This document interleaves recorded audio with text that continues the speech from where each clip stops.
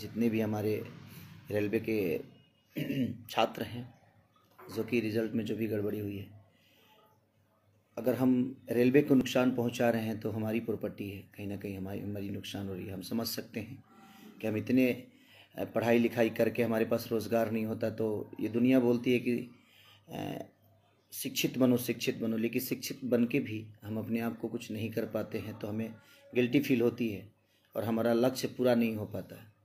और मैं समझ सकता हूँ आप सबकी भावनाओं को, और सरकार आपकी ज़रूर सुनेगी।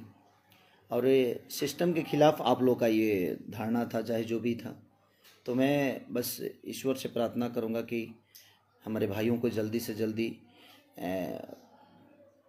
वो चीज़ें हो जिसकी डिमांड आप सब कर रहे हैं सरकार से, और आपका हक भी है, क्योंकि हम हर चीज़ करके गरीबी में अपने आप को शिक्षित बनाने की कोशिश कर रहे हैं, पढ़ते हैं लिखते हैं इसलिए, ताकि हम आगे चल के अपने जीवन को अच्छे से चला सकें, हमें रोज़गार मिल सके। बट ठीक है, धीरे धीरे सब चीज़ हो जाएगी।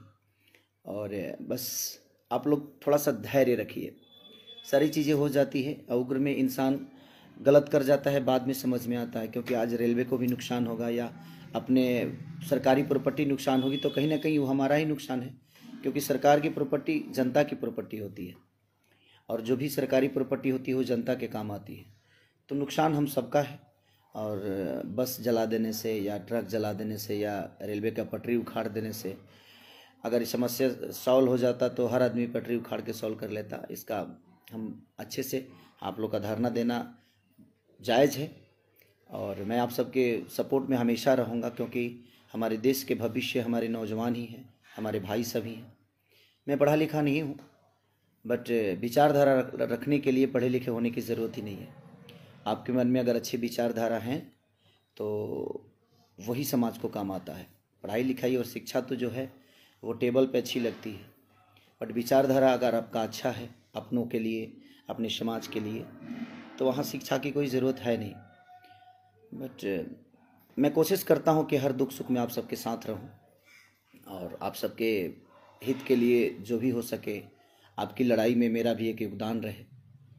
बट मैं चाहूँगा कि हाँ, प्लीज़ आप लोग उग्र होकर ऐसा कुछ ना करें जिससे हमारा ही नुकसान हो। और अपनी बातों को रखने का तरीका बहुत है, बट ठीक है, जो भी हुआ सरकार ने हमारी डिमांड को पूरा किया और चीज़ें हो रही है, तो अब इस चीज़ को रोक दिया जाएगा तो शायद बहुत सारी चीज़ें बच जाएगी, और उसमें नुकसान सबका है। तो थैंक यू सो मच, और आप लोग अपना ख्याल रखिए।